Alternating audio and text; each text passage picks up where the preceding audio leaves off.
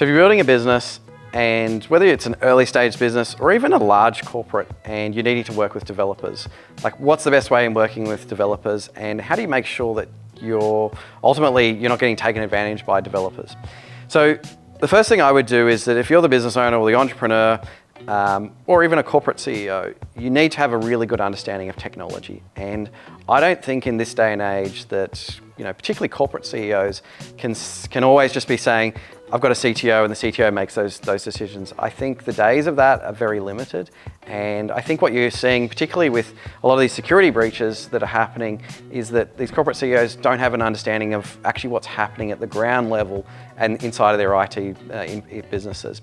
And so I think first and foremost is, as the owner, CEO, you need to actually understand technology and you need to upskill yourself. And so I would spend time researching how does software get built? Like, what is the basis of the computer? Like, could you open up a computer and could you name every single part that's inside of that? Or just name some of the parts. You know what a hard drive is, you know what RAM is, you know what a network card is, you understand how the internet works and how you've got Wi-Fi and where does it go when you're actually plugged it into the network and how does it get connected to an internet service provider? Do you understand all the answers to those questions? And if you don't, then I think you need to start at the basics. The basics is a really great place to start in understanding technology. Understand, the basics of the internet. DNS, what does DNS actually mean? IP addresses, how do those things work? And those are the things that, it takes a little bit of research. It might take you a couple of days to get the understanding of those things, but I think those are the fundamental things. And then I think it's next is to understanding software. What makes up software? Understanding a database, understanding fields. What's the difference between, an SQL database and other types of databases? And knowing all those bits and pieces, what's a front-end developer versus a back-end developer? And what's a front-end language versus, a back-end language like C#?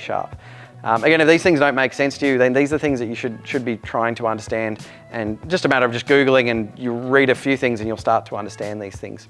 And so I think that's the number one place to start is, if you don't want to be taken advantage by developers, understanding the basics is really, really important. Then the next thing I would be doing is I would start with a small project. Have a small project and come up with the ideas and concepts. I would always start with, what is the business outcome and what do you want this software package to actually, or this project to actually do?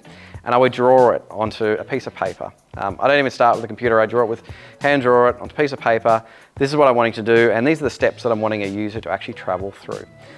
Then once you've done that, you can actually go to a graphic designer and say, hey, can you make this look like this was an actual app or an actual software product? And you visually get to see exactly how this piece of software is going to work. It allows you to then look at it and go, actually, this isn't how I think I'm going to use it, because if I click here, then it actually doesn't make sense, and you realize all the bits and pieces that are actually missing. So you do a couple of iterations on that. You'll eventually get to a piece of software that looks like it's going to work. It has all the flow, you understand it from a user point of view, and this gives you your blueprint essentially. Now you've got this, you can actually take it to a developer to actually go and build this. And so the choices you have at this point in time is, do you find someone locally inside your local country, or do you go to a service and we'll use a marketplace that's out there? You could be using Freelancer, you could be using Upwork. I traditionally use Upwork. It's got access to millions of developers across the world. You can post a job ad up on there. Today you receive a bunch of different people that will be responding to you, and do that within minutes. Next choice is actually choosing a developer. Okay, so there's a couple of things that you want to consider when you're actually choosing a developer. One, I typically always go for an individual developer. I don't go for a software house because the individual developer is the person I'm going to be directly working with, versus with a software house, you're going to be dealing with a salesperson. The salesperson is going to convince you that they're going to build you the software, there's going to be no issues, and they're the best company to use, and they're going to give you the best possible price.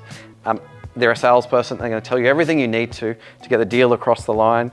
You'll spend weeks working with them, and highly likely you'll get to the end of the 6, 8, 10, 12 weeks and you won't have a product.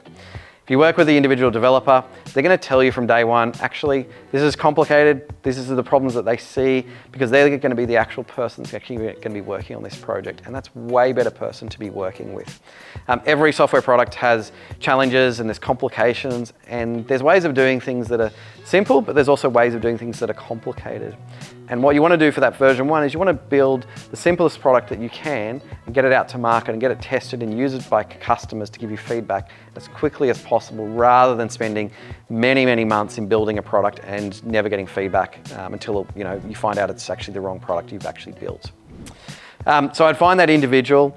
I would always start with a call with them. I would understand, could I communicate well with them? Could they understand what I was talking about? Could they find any things that they think are, ideas that are incorrect in terms of how I've been thinking about solving this particular problem? So then I find that person, I'll hand them the project, we'd agree on a price initially to how much it's going to cost to actually do that development.